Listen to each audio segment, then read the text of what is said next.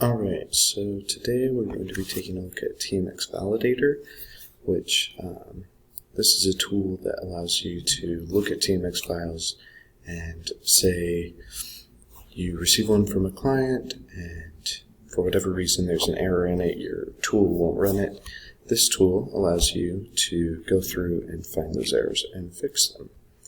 So I've got some pulled up. This is Notepad++ right here with the file pulled up, and TMXValidator with the same file location. So we click this button and say validate TMX, and it comes up with this error right here. This means that it's the fourth line of code and the second character is what it's expecting to have the error, which if we go in here we find this header tag, which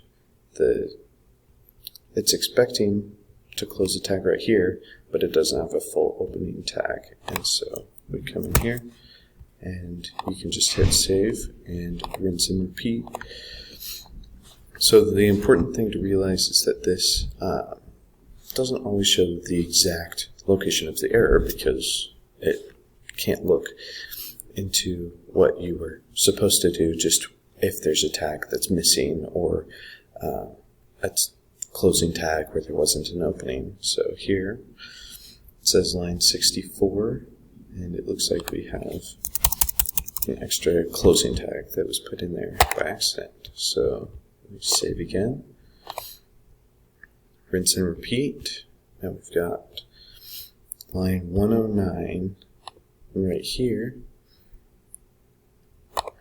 It has right here on 109 the tag, and something in the middle is wrong, and it's this closing tag does not have the slash. Save, rinse and repeat, and as you can see it can actually look at more than just the tags.